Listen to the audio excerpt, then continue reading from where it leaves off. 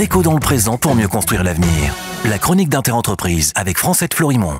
Bonjour, j'espère que vous allez bien.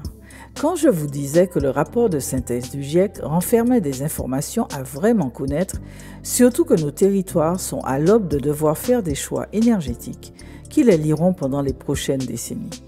Ainsi, le rapport de synthèse du GIEC explique qu'il faut aller vers des systèmes énergétiques émettant zéro CO2 net, ce qui implique qu'il faut tourner le dos définitivement à l'utilisation globale de combustibles fossiles.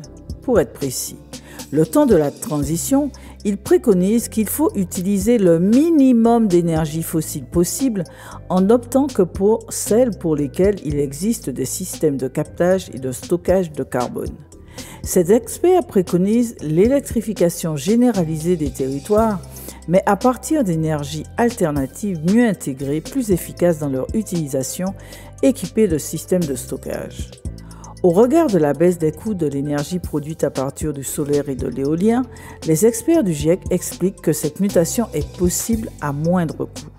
La Martinique, la Guadeloupe, la Guyane, Saint-Martin, Saint-Barthélemy disposent de soleil et de vent en quantité sans oublier l'énergie des mers capable d'assurer leur autonomie énergétique.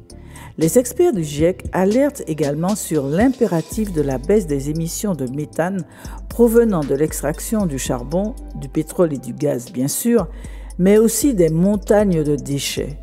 Pour diminuer les montagnes de déchets, la maîtrise de la consommation est un impératif.